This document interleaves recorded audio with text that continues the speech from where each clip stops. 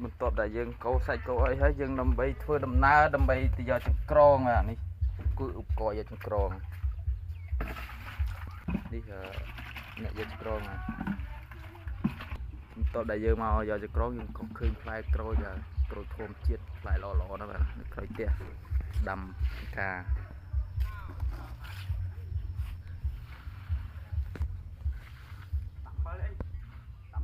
ដាំងើក៏មានដែរនេះក្រូចដាំខ្លួនឯង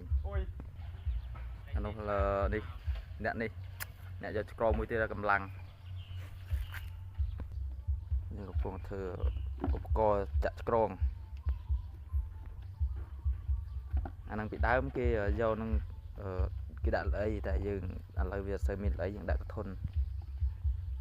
តែហ្នឹងយ៉ាងណាទៅដាក់កធុនហ្នឹងវាល្អវាឡើងអត់ចេញអត់រួចបាទឥឡូវកំពុងតែស្វែងក្រង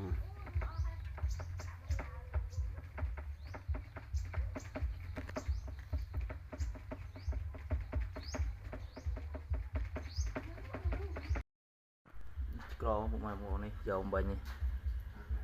លាស់ធុងស្បុកបាទជម្រាបសួរបាទថ្ងៃនេះបងអូនហាមគាត់ធ្វើទាជូរព្រៃទា2ទ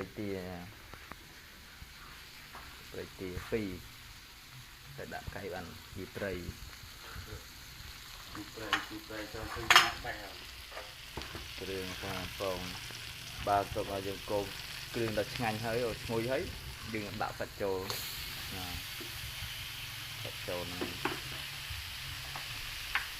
ទាវាល្មមដែរមួយថាជា1គីឡូជាង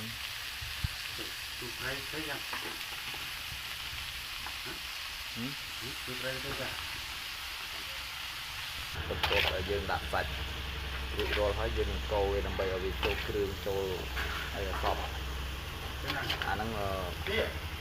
បើត្រូវដាក់អីគេចង់ត្រូវក្រមមកដាក់ជូរក្នុងបើសិនជាមានក្រងវាអាចជាជាងហ្នឹងទេចាឥឡូវជូរក្នុងបេះមកហើយលង្កាក់អីហើយបើវាយក្រងវិញហ៎អាហ្នឹងលះជាងមែនអូហ្នឹងអញ្ចឹងចាំទៅយកក្រងអ្នកគ្នាផងដែរបាទតោះតែយើងកូរគ្រឿងសពយើងនឹងដាក់រ៉ូឌី300 គ្រាប់ដើម្បីឲ្យវាចាប់ជាតិហើយយើងនឹងដាក់ស្ករស500 គ្រាប់តែយើងដាក់ស្ករសហើយយើងនឹងថែមប្រេងខ្យងដើម្បីឲ្យវាមានរសជាតិឈ្ងុយឆ្ងាញ់ផងដែរបន្ទាប់តែយើងដាក់ប្រេងខ្យងយើងដាក់ប៊ីចេង300 គ្រាប់ទៀតដើម្បីឲ្យវាមានរសជាតិឈ្ងុយឆ្ងាញ់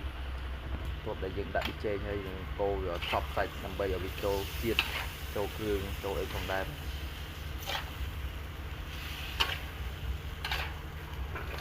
ហើយបិទស្វែងណាស់ការងារដើម្បីបងប្អូនកម្មវិធីជួយពីកំងទូព្រៃគេមកពីពេញអញ្ចឹងទៅចុងភៅគាត់ធ្វើឲ្យអញ្ចឹង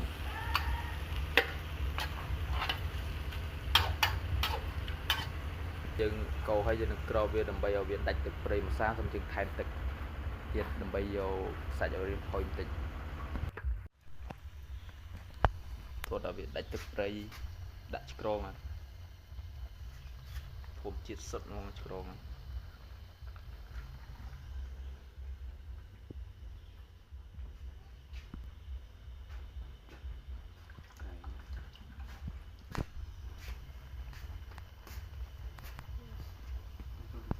ដាក់ឈាមចូលដើម្បីឲ្យវាស្រស់ស្រាយឈ្ងុយឆ្ងាញ់ធ្វើឯកដាក់ហើយសាច់ឥឡូវចាប់ផ្ដើមទឹកប្រៃវាពុះហើយអូឈ្ងុយមែនតើនេះក្រងមកស្បុកស្អាតណាស់